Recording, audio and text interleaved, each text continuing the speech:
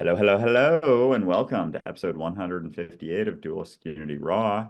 Pretty soon, we're going to be doing some in-person Raws episodes.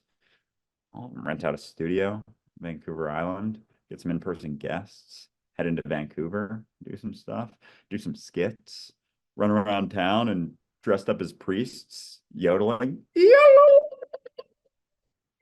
Praise be, Jesus Christ, Lord and Savior. I wonder how Jesus is going to think of him being hung up on all these crosses everywhere. I feel like it would give him some PTSD, you know? What do you think, Ray? I think Jesus would be upset if he looked down at us and went, "Why are they still hanging all those crosses? I don't want to go down there." And that's kind of the shit that we're going to be doing. It's going to be a lot of fun, is what I'm saying, because why the fuck not? And as we've said before, like so much of this conversation can be serious, so much of this conversation can be emotional, so much of the work that you do and questioning your assumptions and going through your idea of yourself and letting it go can be an emotional roller coaster at first. And it's so important that you not put getting out of all of this shit in the same boat as dealing with suffering in the emotional spectrum, because it's not always going to feel that way. I deal with shit now that does not require me to break down in tears, does not require me to go through some emotional cathartic process. It takes a matter of moments for me to go through one of those lessons that at one point, if it didn't hurt, I would assume that it wasn't making any difference. If I wasn't going through this giant emotional turmoil, I assumed I wasn't making any progress. And so those emotional highs and lows actually became an addiction because they always were. With all that said, I hope you enjoy this live stream that is Dualistic Unity Raw, episode 158. Yeah. So I would like to start today's episode with a question. And it's a question that's been kind of coming up over and over the last 2 weeks, maybe three, let's just say. Though it's definitely something I've seen coming. It's a trajectory that I've watched in motion for the last like 2 years. What the fuck happened to Russell Brand? I don't know if anybody else has been watching this desperate attempt to find a deeper level of connection to reality through some external strategy, but it's getting out of hand. Like for a while, it was just Wim Hof and the breathing thing, and you're like, all right, cool, that's your thing. You spend that much time sitting in a fucking ice bath. You do what you need to in terms of like breathing in a specific way. Do whatever it is you need to do because all you're really trying to do is get out of your head so you can feel free. That's all you're trying to do is just learn how to pay attention without getting caught up in this fiction of yourself. Fine. But because he has a show that talks about the shit that's happening in the world, because he has a show that deliberately talks about the corruption in government, about a lot of the stuff that's happening on the world stage, all of that, you're looking at the shit all the time. And so it would be very difficult to look at that, still feel a detached calm about it, recognizing that all you can do is really be aware of it. All you can do is really, do what you're doing in terms of being your ripple and expressing yourself. But instead, I think it started to drag him down more and more, and which is where this desperation to go to find some path came from. And now he's just full out fucking Christian. Like he had a video on his TikTok today, and I encourage you to go find it out because it starts off as, "Are you too clever for Christianity?" And I find that to be such an incredible argument because he's exploring Christianity and he's finding all this great stuff that he's cherry picking and looking for. And he's disregarding the entire history of Christianity because while I will admit that not all Christians are going to go out and burn you at the stake, there is an underlying message behind religion and belief that is egotistical, that is divisive, that is destructive. And while it might have some pleasant points, it is a spectrum. It is a spectrum, which is why religion has been at the root of so many atrocities over time. It's because it's egotistical. And on that spectrum, there's an extreme end. And the more you need to believe in religion, the more extreme that end gets. And so while this might seem like, hey, I'm just feeling better because I'm connecting to the universe through Jesus Christ and all that stuff, if you read the comment section underneath there, there are people just frothing at the mouth about this. Like, thank you, brother. Welcome to the fold, brother. And they are just taking it as another way to separate themselves from everyone else. And he doesn't see it because he's too busy trying to cope with the hell that he is creating in his own mind by trying to get out of the world that he perceives to be true, regardless, without actually recognizing it's not the world. That's the problem with looking at all of this shit in the world. That's the problem with looking at, the World Economic Forum and the governments and corruption and the fucking, petroleum companies and all of the industry that's happening and all that shit. You look at all of it and you actually start to assume that's all that's happening. You read the headlines, you look at the news, you read about the corruption, you see the obvious fucking shit that's happening, and you actually start to assume that's all that's happening, not that it's just all you're focused on. The world that you perceive is not the world that is, any more than the person you talked to last is the person that you perceive yourself to have talked to last. It's important to recognize that. The hell you're running from is your own perception, your own assumption, and that's based on your own need for certainty. Let go. Let go. And then you don't need to clutch to some religion that's making you feel better temporarily, because you don't need to feel better.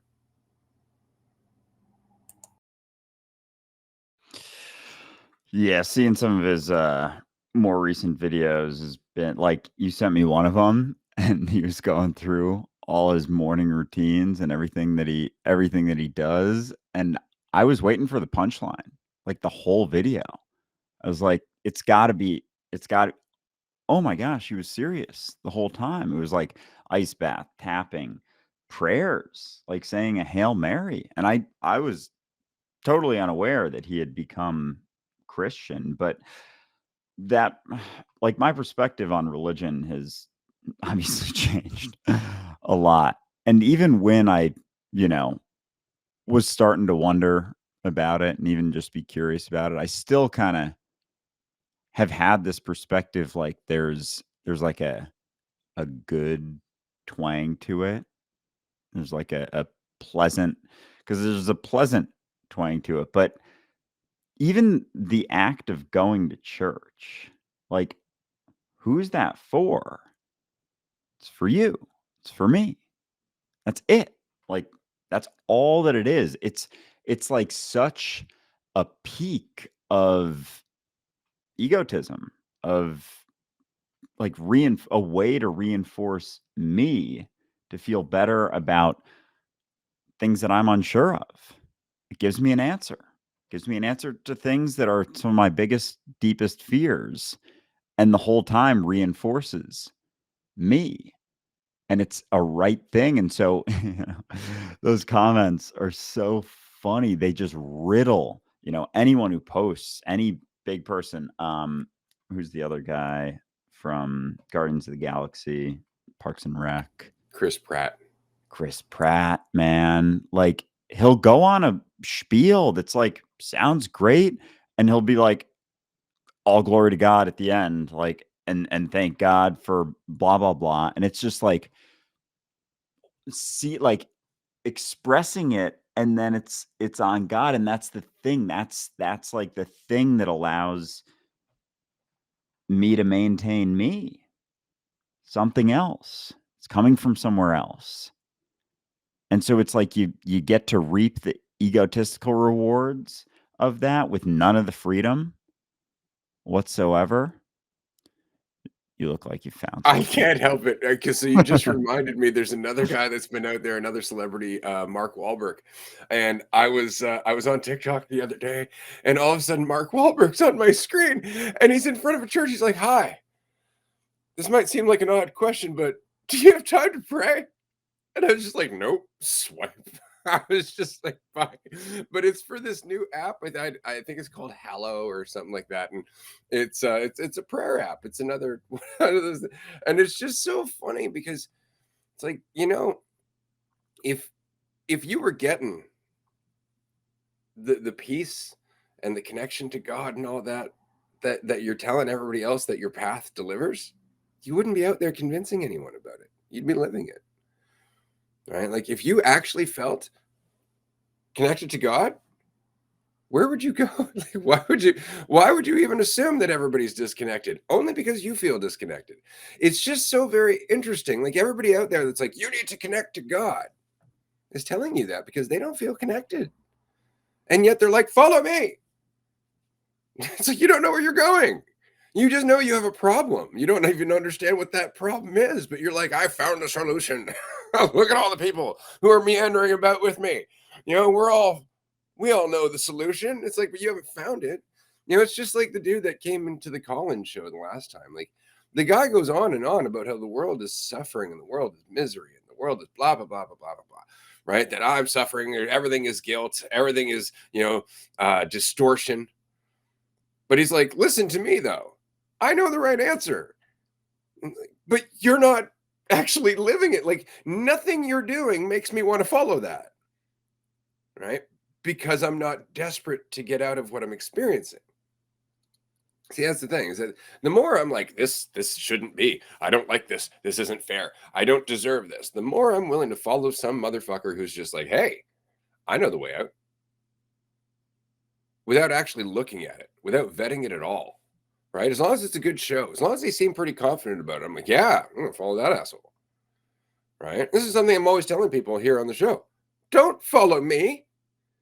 The only reason I feel confident in any way, shape, or form is because I don't need to. I have nothing to convince you. I have nothing to convince myself. But that's the whole point. Right? You don't need to follow anything. But if you think about this, and I would like everyone to think about this, Buddha wasn't Buddhist. Jesus wasn't Christian. So perhaps the answer is not following, because neither of them were. And yet everybody else who does follow them wonders why their hell doesn't end. So the underlying question here is, why do you need to follow? Like, why can you not just let go and trust yourself? Why is that such a foreign concept? Why is that so hard to grasp? And it's because it's uncomfortable. And it's uncomfortable because you have an idea of yourself that invalidates that possibility, that is full of doubt, that is full of fear, that is full of conflict. And when you look at that idea of yourself, you're like, how can I just let go? It's like, because that's not you. You're not actually thinking of you. You're thinking of a small portion of you that your brain needs to process whatever the hell it's going through, and then it's going to change. You're never the you that you're thinking about. But if you're trying to think about it, it's impossible to let go. How do I trust myself? That's not it. All right. That's it. There's no way to look at yourself. You have to just carry on. Oh,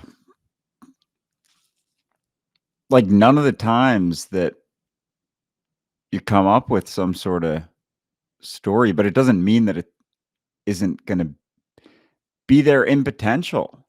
Like and I think that's something I've certainly gotten caught in, is thinking that like there's a way similar to everyone and everything you just described. Like, I see myself in that, in trying to convince someone else because that was the way to feel better instead of just being it. Like, if you were actually free, like, why would you want someone to follow you? Why would you want someone to even try to be like you? Like, someone emulating you gets really uncomfortable. And it's interesting because this point hit me this morning, how much I was always growing up trying to set a good example for my younger siblings, like the older brother. And it's like I took that to the extreme. I took that to like I had to like that. I forgot how much that was always at the forefront, was like, set a good example. And that, oh man, that really reinforces that perception of how you're doing and watching how you're doing. Whew. Yeah. That's why I like, disappointing people, frankly. That's why I always say, come to a retreat so I can disappoint you and frustrate you and not live up to your expectations of me. Right? Because I don't want you to look up to me. I don't want you to look up to Andrew. I don't want you to look up to anyone. It's the whole thing that Buddha was saying, that to put no head above your own. And yet Buddhism still exists, which seems funny to me. But that's the whole, because really, I mean, it's interesting, because if you were to really listen to the message, there'd be no way to create a religion. And people forget that. Like, no, the religion is honoring them. It's like, no, it's totally contradicting them in their name. Like, it's just the funniest fucking thing. Like, it's just like, because we don't want to let go of this certainty. We don't want to let go of this idea that no, there's a group that I can join, right? And they're going to lead me to the promised land because they know the way. We don't want to let that go, right? And the problem is we don't recognize that the people who start those groups are the fuckers who don't know where they're going. They just want to convince you they know where they're going. Because the people that are the basis for these groups, the people who were just doing their own thing before there ever was a group, right? The person that the group is named after, let's just say, they were just doing their own thing. They weren't part of a group, right? That's the common denominator here, is that they weren't following another religion. They weren't following someone else. They were being themselves and communicating the experience that they had in doing so. And then we're like, yeah, we got to do that and identify as people who follow them. It's like, but they're not doing that. And it's not that it doesn't make sense. It's just that we don't like it. We don't like it. How many times have people said something like, oh, well, the dualistic unity perspective is like, no. Dualistic unity is not a thing. It doesn't exist. There's no actual thing. It's just a fucking catchy title to the podcast, which I'm very happy about. I just got to say, right? But it's not a thing. It's not like all of a sudden we're like, dualistic unity is a thing that you must understand and memorize and, cite when you're talking to people. Tell them about dualistic unity. No, really do tell them about dualistic unity, the podcast, not the concept, because that's not a thing, right? But that's the whole point. Like, there's nothing about this that is a thing. It's you. You're the point. You, the listener, you right now, listening to me babble away. For how long, I don't know, but I've been babbling for a while. And the point is, because I can, and I'm not here to fucking impress you, because you don't need me to impress you. You don't need me to dazzle you with more bullshit. You don't need me to dazzle you with more clever fucking insights. You don't need me to convince you to follow me. You don't need that. You don't need any of that shit. You need to just be where you are and have faith in that. Do what comes next. Stop judging your progress and watch it unfold. But how often does somebody say that to you without saying, and sign up here? Right? And that's the point. I don't want to do that. I'm tired of that shit. I'm sure you are too. Oh, very, very much so. Yeah. Like, so many perspectives of different different desires to be something or be looked at in a different way or seen in a different way have been been coming up recently. And it reminds me of, you mentioned, there was a video I made where I got back after being out, and I was kind of drunk and made some, quesadilla things. And you told me like a couple days later, like, best video you've ever made, like my favorite video you've ever done. And I straight up like was super confused by that. And now it makes total sense. Cause like, and I never understood someone who was posting, say someone who's like a comedian, or they post like funny TikToks or whatever. Like, I never really understood, like, the point, like the point of that, like, oh, that's kind of tough. Like that's probably tough to make money doing that. They got to do like ads and stuff. And like that person was just being themselves. That person was just expressing themselves. Like someone who posts like funny TikToks are just taking leaps every single time they post something, sharing something they find funny that just happens to be funny for a lot of other people. They're not getting a specific message across. And I've been so driven to get a perspective across, and it's hitting me more and more now how I was just trying to get it across myself. Like the whole time, the entire time, I've just been trying to get it across to myself. And that's all anyone's doing if they're trying to get something across, like ever, until they don't. And like, and it's not to say that every time you do, it's like you're trying to get something across. There can be just like the, oh, here's some words. Here's me right now, something I'm saying right now. But as long as you think there's someone to convince or a desire to convince someone of anything, there's weight. There's so much more weight. Like if no one needs you, if no one needs you to convince you of anything, it's like the weight doesn't, the potential for weight's there, but it doesn't hit the same way. Well, because let's think about the sales pitch, shall we? For prayer. What does it do? Right? What is prayer going to do? You are going to take a part of your day so that way you can speak to, let's say, God, and ask for or discuss what's bothering you. You're looking for comfort, you're looking for guidance, you're looking for something. And so you're going to spend a lot of time in your day doing that. And I know, I'm not judging. You got to remember, I've spent more time fucking praying than most people I know. Right? And the reason is because, it's kind of like the expression, there's no atheists in foxholes. My whole fucking childhood was a goddamn foxhole. Like I I lived in hell for a long time. And so I did a lot of praying. And all it really did was make me feel better sometimes, right? Or give me a way to express how fucking miserable I was, really. Okay. So it was an active self dialogue more than anything else. And if you understand that you and God are connected, then you understand that that's exactly what it is. But most of the time, we're just looking for a way to feel better.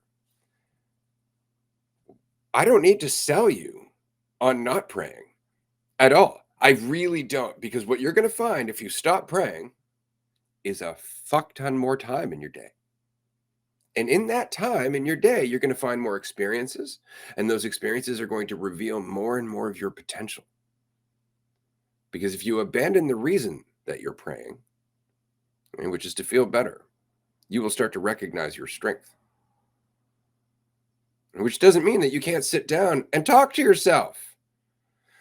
What it means is you're not sitting down and waiting for an answer that will never come. You're not pleading a case to someone who just can't fucking lift a hand to help you. Right? And you're like, oh, God can help me. That's all just false certainty and cherry picking. That really is it.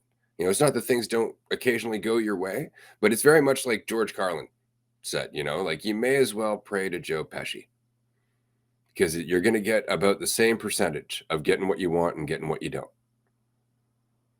So it really just comes down to, I don't need to convince you to pray or to convince you not to pray. Not praying for a little while will do that for you. Or you can continue doing what you're doing and then wondering why you're not getting more out of your life while you disconnect from it to talk to a fictional person that is ultimately only making you feel better because you want it to. Because you are talking to an invisible sock puppet. And as you tell it things, it tells you things back that you want to hear.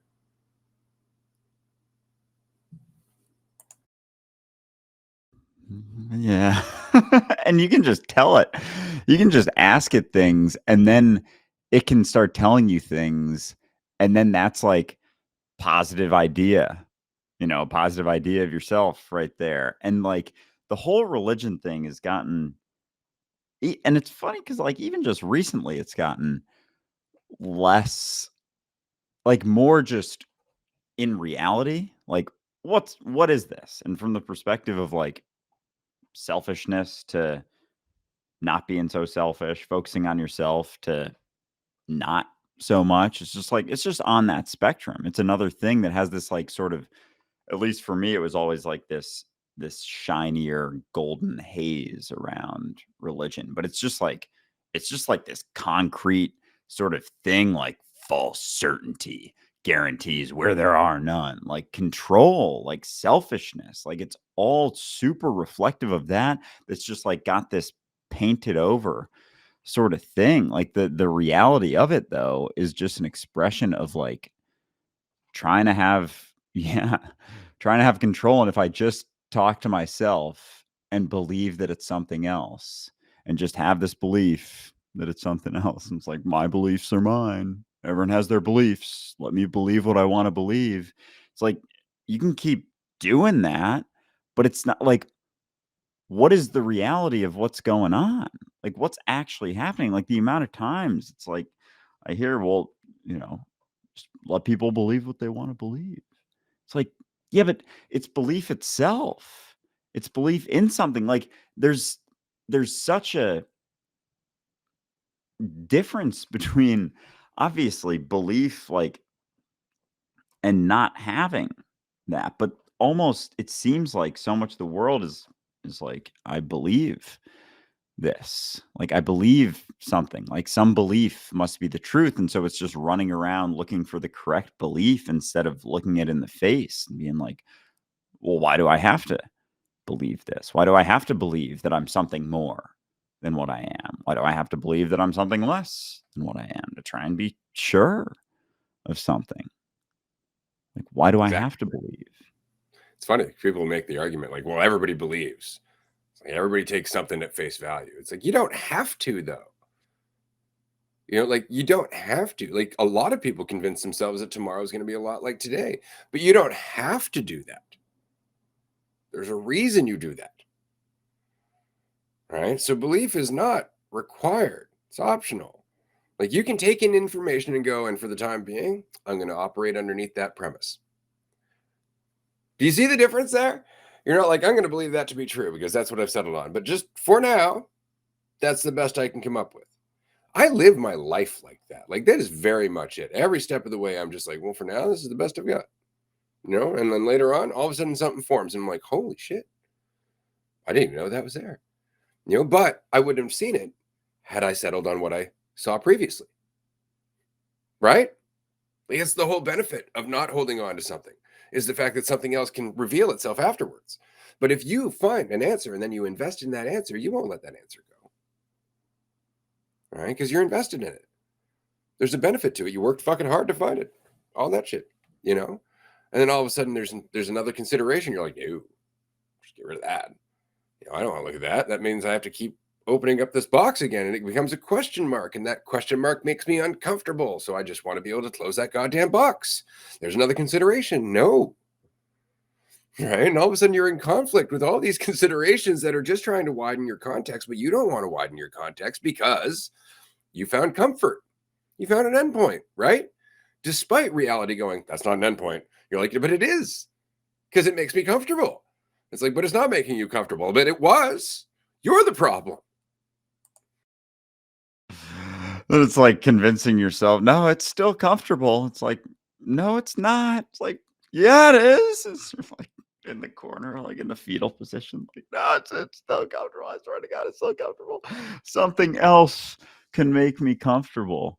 And like even this fucking idea that you can be comfortable, like even when you think that you are, or there's something else that's gonna do it, it's like it's still not it, and it can become like this just subdued sort of experience with it's like I've never been on antidepressants, but, like, I don't know, just even similar to alcohol in the way that it can numb you and, like, even you out. It's just kinda that. Like, it's not this full kind of volatile experience, but I totally forget what I was even just what word I was talking about, but comfort, yeah. And like seeing the benefit of being uncomfortable, like it's crazy. And like it's fun. It's fun looking back at old videos and like sharing a perspective. And then and again, it's not even like, because I'll do the same sort of stuff now, and it's just trying to say something instead of doing it and being it, thinking that there's something to do or be, like trying to say a right answer, like find the right way. Like I remember, and we talked about this actually before I did there was like this interview, like a running interview that I did, and I was so like I wasn't nervous for it, but I was just had such a strong desire to like get across the dualistic unity message, like to get that across. And I remember talking about it on some of the groups and this thought, and then like soon after it hit me like, oh, it's like actually a couple weeks after it hit me really hard. Oh, it's not about the conversation at all. And that was sort of like the end of me thinking that this was conceptual, that there was some right way to express anything that wasn't just me expressing myself, that wasn't just me bouncing around to different topics, to different things,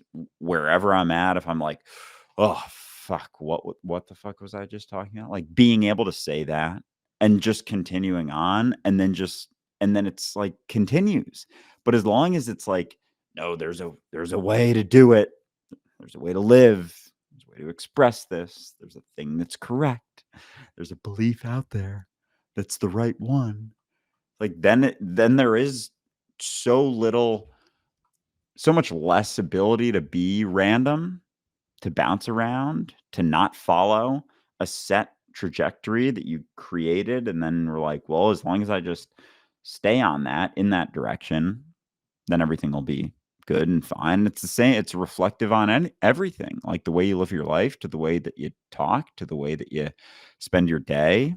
It's like, how much am I trying to control where this is going, where the flow is happening? Because the flow is every variation of everything that happens in reality. And it's like, how much am I trying to control it? Thinking that it can be controlled, like for everything. And without so much of that, it's like you can bounce around.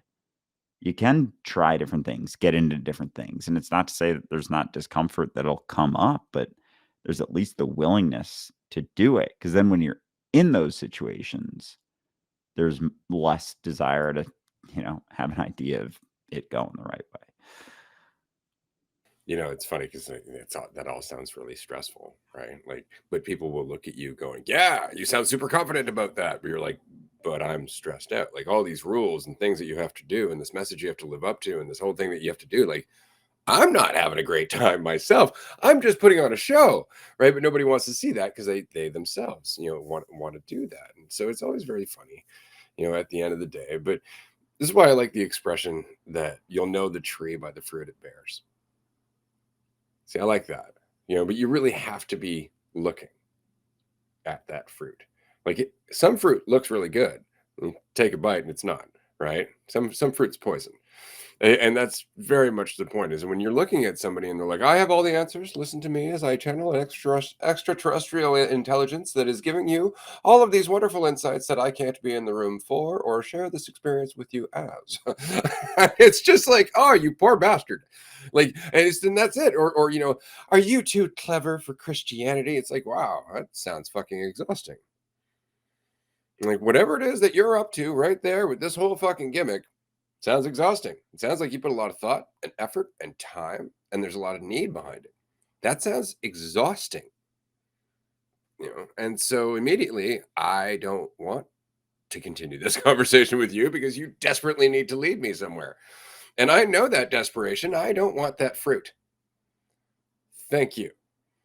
Right. But that's it, is you know the tree by its fruit. But so many people are just like, I got to find the tree that makes me feel the best and I'll eat anything it fucking gives me. And it's just out of desperation. It's just out of that suffering. It's just out of that not wanting to sit in it. And this is why I will tell you one of, I guess, one of the most useful tools, insights, concepts, I don't even know what to fucking call it. Faith, straight up faith. Like if you really want to take that shit in, that will help. Not the concept of faith in something, because that's not faith, is it? Just drink that in. Faith in an idea is not faith. Faith in the idea of yourself isn't faith in yourself. So the only real reality of faith is to continue on. Is to continue on without needing that certainty, without needing that anchor, without needing that proof that you're right and valuable and things are going the way you want and things are going to work out in the best possible way according to your preferences. You don't need any of that. You don't need any of that. And that, oddly enough, is also humility, right? Because at least then you're not trying to be above anyone. But faith, like there was a period of time when I was living in the forest where I was going through the dark at night and I had no glasses for the entire time I was in the forest. Like, and I'm blind, like I don't see much, right? And so I was out there in the dark, in the forest, rain pissing down this tiny little knife nightly. And it was just keep going. Like I could die. Something could be watching me right now. Right now, I couldn't hear it coming if I wanted to. There was too much fucking rain. Right. And so it's just the exercise of, I don't know. I could sit here and shit my pants and maybe nothing's there, or I can just keep walking. Right. But how often do we get tripped up by maybe something's there rather than just keep walking? Because the perception of danger is very much rooted in the idea of ourself that we're trying to protect. That's why we're worried about something being there. We're like, I don't know if I can handle it. Just keep walking. There's been a number of things you didn't think you could handle. Here you are. So maybe what you think isn't the indication of truth that you would like to believe it is. Just keep walking. Maybe you've never had any idea of what may come and what's going to happen and where something's going to lead. And like it's oh man, because as soon as you think you do, then it's like the rest of your life starts to get filled in so quick. It's like, well, this could happen, which would lead to this, which would lead to this, which would lead to this. And then it's like I'm in this pit of hell and darkness. And it's like it must be this leading to this. And it's like, you don't even know what's after this. Like, hold up. You don't even know what the next thing you're gonna do is today. How the next thing's gonna go, where that's gonna lead, what may hit you, what thoughts are gonna hit you then. You don't know what you're gonna be thinking in 10 minutes. But if you keep being afraid of what you could be thinking or concerned about something or measuring yourself right now or focusing on yourself right now, it's like there's going to be habitual ones that you keep coming back to. But it's like you don't know. And you don't know where those things are going to lead or go to. And that's exciting. I mean, it's a different feel as you're in the dark forest without glasses and rain's pouring down, and it's like yeah, no, it is what it It's really is. not any different. Yeah. I'd almost prefer that, honestly. I mean, to half the shit that goes with living in society, where you're worried about, what's going to happen tomorrow, what's going to happen when you retire, what's going to happen in your relationship, what's going to happen, if you go downtown, what's happening with the government, what's happening with society, what's happening. Like, put me in the dark with a fucking cougar, man. I'll take that shit any day. Any day. Like, it's just, but I mean, that's the point. It's the same lesson. Just keep walking. Right? Like you don't know anything about what's going to happen from moment to moment. And if you live your life in constant fear of it, trying to feel better about it, you're never actually going to live your life. You're never going to live your life. And it's really important. If you want to live exposed. Live in reality. Be vulnerable, be authentic. Take a chance on yourself. Because all that really means is letting go of the false certainty that makes a blanket around you that makes it difficult to feel anything except your own shit. That's really all it is. So faith is one of those things that I love it because it's a word that's so easily misunderstood because it becomes faith in something. It's like, I have faith in God. Okay. And what does that mean? It's like, well, that God's going to take care of everything. Ah, that's not faith. What do you mean by take care of everything exactly? Like, we just want to believe in some intelligence that ultimately we can plead with. That's the nice thing about prayer, is that it reinforces the irresponsibility that goes with believing in God, right? Because we're like, hey, help. I really need some help. Want you to intercede on my behalf right now. I really believe in you and your limitless nature and all, and I'm really grateful that you're there. Thank you. You're the best. And I know that your plan is perfect. But have you considered me? Because that may change the plan. Because I really care about you. I really, really believe in you, and I tell all of my friends about you. So what do you say? And that's really it, right? Oh, good, good. All right, sweet. Thanks. We're good to go. Amen. And that's it. That's really it. And so then you go back out into the world and you're like, see, I'm godly. I'm fucking, this is it. You look at your neighbor who's less godly than you suddenly, and you're just doing that whole thing because it's all just self-dialogue. Right. And I know. I was raised steeped in this shit. I spent years and years and years in this shit. And it's just, it goes nowhere. But letting go of it, actually having the faith that these prayers try to talk about, to actually embody just letting go of your need to feel in control, of your need to feel like you know anything, connects you in a way that prayer never will, and desperately wants to convince you it can. Right? Because it's just control masquerading as connection. That's really all it is. It's just theater. Ooh, just fucking control. It always makes me laugh when someone, after a sporting event, or like a baseball player who hits a home run, and he like pops his pops his Jesus chain, does like one of these and points up as if God is just like up there watching this game. He's like, no, he loves me. Meanwhile, the pitcher on the mound also has a Jesus hanging necklace. It's like, hold on. Is anyone else seeing this? Is anyone else seeing how this isn't about a whole system either? Because like players on both teams are oftentimes religious. And then you got the guys after the game, or girls, like, oh, I just want to first of all thank God for this win right here. All glory to God. It's like, what the fuck are you talking about? Like, you really think, hold on, you really think that God, everything that's going on in reality, in the universe, everything, and he's tuned in, cracks a Bud Light, got a tub of chips. It's like, this is my team today. Flips on the TV, puts his feet up, or her feet up. And yeah, this is my team. This is who I'm choosing today. And because of that, I'm going to throw $10 million so I can have more of what I want on this team. And I'm going to give them that. It's like God's on our side. What the fuck kind of superficial, crazy fucking bullshit story are we telling ourselves? Oh, God. Anyone that'll make us feel better. That's pretty much it. It's like, that one wore off.